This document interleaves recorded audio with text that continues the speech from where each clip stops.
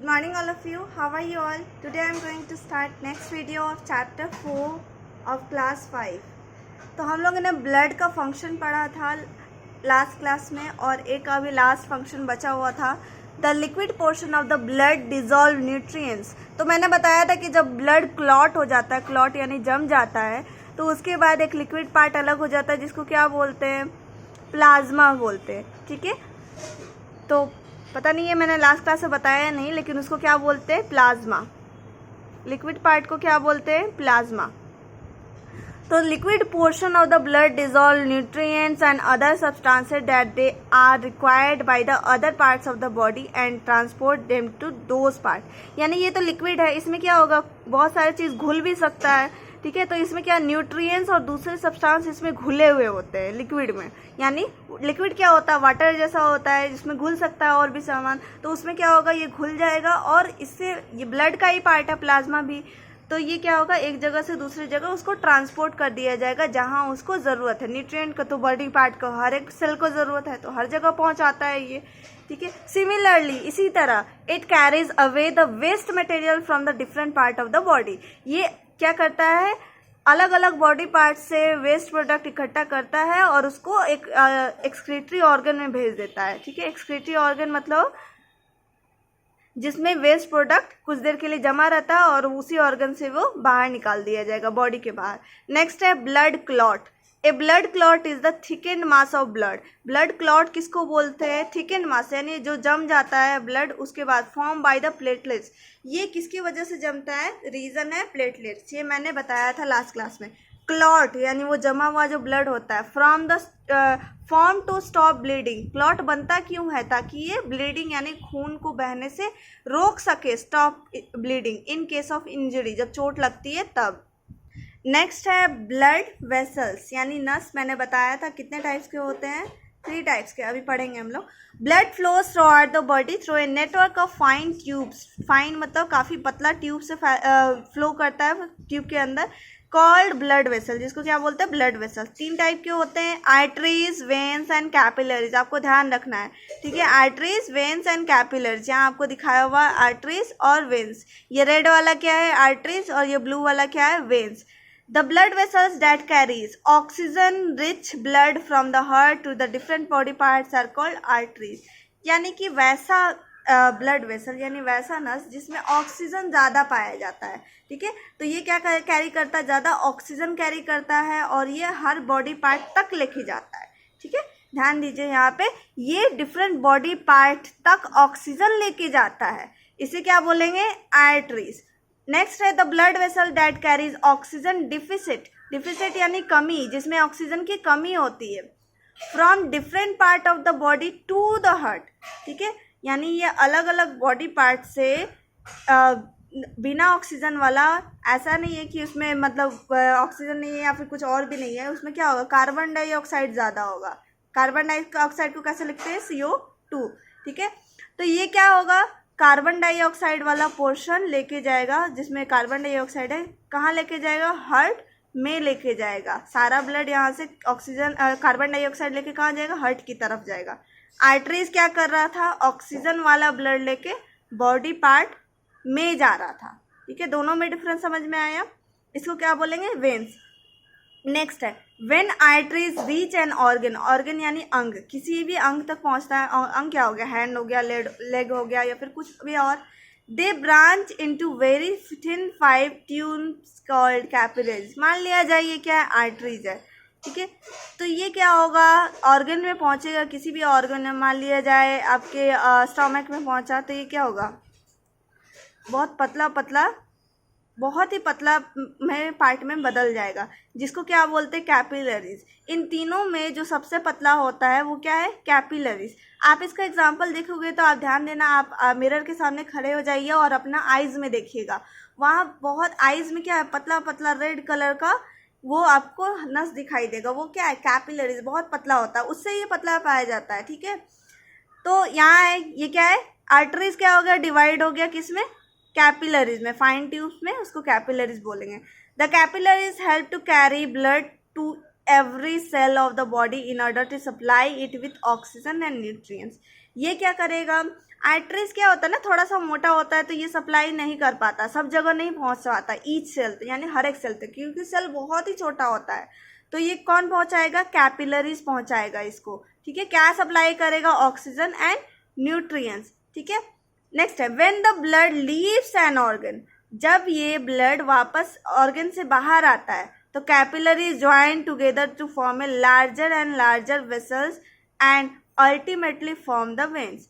अब यहाँ ध्यान दीजिए, यहाँ क्या है, आर्टरीज है, ये डिवाइड हो गया आगे जाके, क्योंकि ये अंदर नहीं जा सकता था ऑर्गन के हर एक सेल तक, तो ये क्या है, कैपिलरीज में डिवाइड हो गया, ठीक है। ये कैपिलरीज अब जब यहाँ से ब्लड वापस लेके जा रहा है, सारा पहुंचा दिया ऑर्गन तक, अब जब वापस ब्लड आगे जाएगा तो ये कैपिलरीज आगे जाके जुड़ जाएगा, ठीक है, और जुड़ के एक बड़ा सा ब्लड वेसल बनाएगा जिसको क्या बोलते हैं, वेन बोलते हैं, ठीक है। तो यानी आर्टरीज और वेन जुड़ा हुआ है, लेकिन किससे, कैपिलरीज से। तो यहाँ देखिए when the blood leaves an organ, leaves यानी निकल रहा है ऑर्गन से बाहर, कैपिलरीज ज्वाइन टुगेदर यानी दोनों साथ में जुड़ जाएगा, कैपिलरी जितना भी था, to form larger and larger vessels यानी बड़ा से बड़ा वेसल्स बनाएगा, जिसको क्या बोलते हैं, and ultimately forms the when, यानी कि और फिर बाद में क्या बनाएगा, वेन्स बना देगा, ठीक है।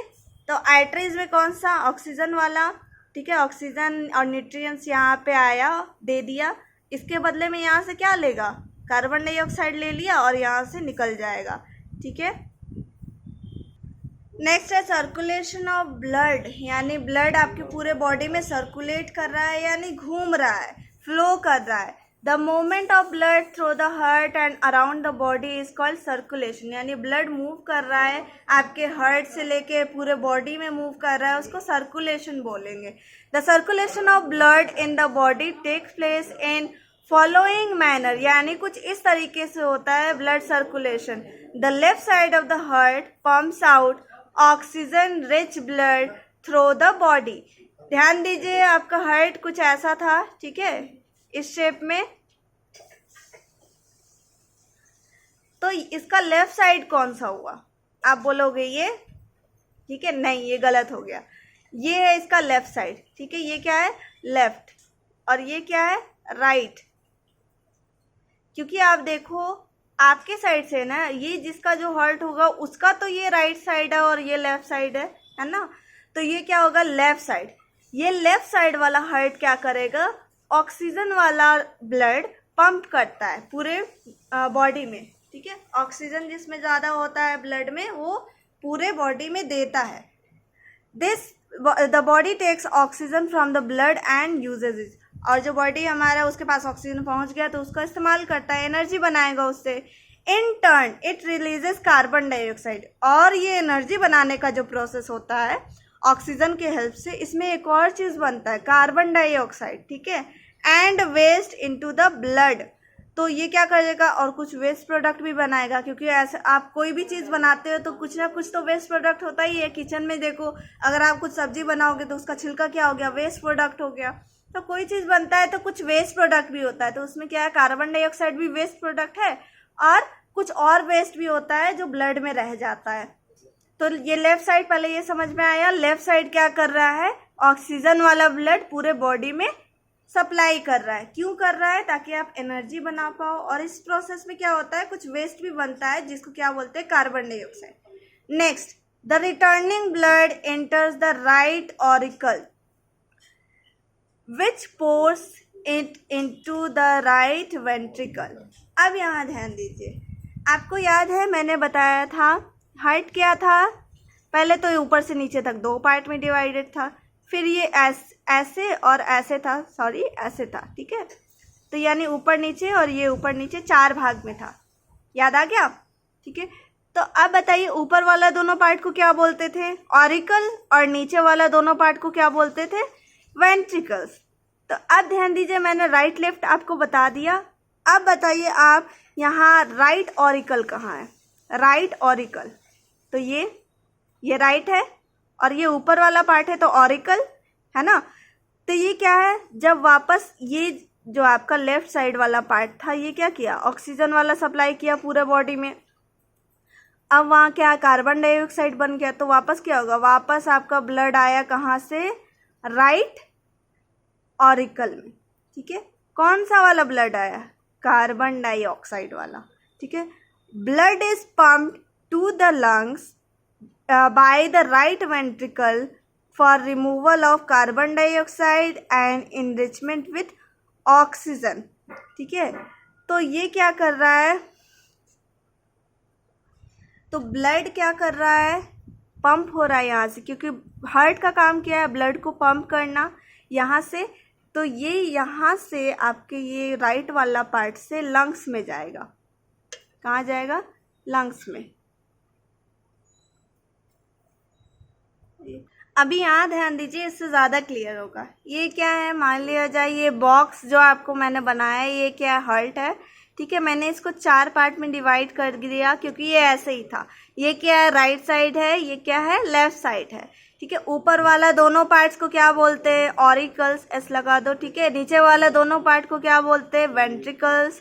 एक को क्या बोलेंगे? वेंट्रिकल। अब देखिए ये क्या हो रहा था? लेफ्ट पार्ट वाला जो हार्ट था वो क्या कर रहा है? ऑक्सीजन वाला ब्लड बॉडी पार्ट को दे रहा है, और इसके बदले में यहाँ बॉडी पार्ट में क्या बनेगा? Carbon dioxide. और ये तो हार्मफुल है हमारे लिए, इसको बॉडी से हटाना पड़ेगा। तो ये क्या हो रहा है? ये कार्बन डाइऑक्साइड वाला ब्लड बॉडी पार्ट कहाँ भेज दे रहा है? हार्ट के राइट साइड में। राइट साइड में कौन सा? ऑरिकल में। और ये राइट ऑरिकल से कहाँ गया? राइट वेंट्रिकल में गया। ये भी क्या है? राइट ही साइड है। ठीक है, राइट वेंट्रिकल में गया। और ये राइट वेंट्रिकल से डायरेक्ट कहाँ जाएगा? लंग्स में। ठीक है, लंग्स में जाएगा कार्बन डाइऑक्साइड लेके। और लंग्स से कहाँ जाएगा? आपका नोज में जाएगा। और नोज से आपका कहाँ जाएगा? एयर में जाएगा। यानी कार्बन डाइऑक्साइड आपका बाहर निकल गया, एयर में चला गया। तो ठीक है, तो इसका मतलब ये ऑक्सीजन सप्लाई भी करता है, साथ ही साथ ये वेस्ट प्रोडक्ट को हटाने का भी काम कर रहा है, हेल्प कर रहा है। तो सोचो कितना ज़रूरी है हार्ट हम लोग के लिए। आई होप आपको ये क्लियर हो रहा होगा। ठीक है, अगर आपको कोई प्रॉब्लम तो आप पूछ सकते हो, या फिर ये भी आप नोट करके रख सकते हो। ठीक है, आपकी मर्ज़ी, आप ऐसे लिखो या फिर कुछ अपने मन से भी लिख सकते हो। तो वहीं यहाँ लिखा हुआ था। ठीक है, removal of carbon dioxide and enrichment with oxygen. Enrichment का मतलब होता है, अब जो लंग्स में जो ब्लड कार्बन डाइऑक्साइड वाला ब्लड गया था, वहाँ से तो कार्बन डाइऑक्साइड चला गया लंग्स के अंदर, लेकिन लंग्स में ऑक्सीजन था तो वो वापस भर जाएगा ब्लड में। नेक्स्ट है the oxygen rich blood now enter the heart again through the left auricle and the process continues. तो अब यहाँ देखना ये है कि यहाँ क्या हुआ? लंग्स में गया था ब्लड, और लंग्स से यहाँ क्या आएगा? वापस लेफ्ट ऑरिकल में। अब की बार यहाँ पे कौन सा वाला ब्लड आ रहा है? ऑक्सीजन वाला। ये शॉर्टकट है ऑक्सीजन लिखने का।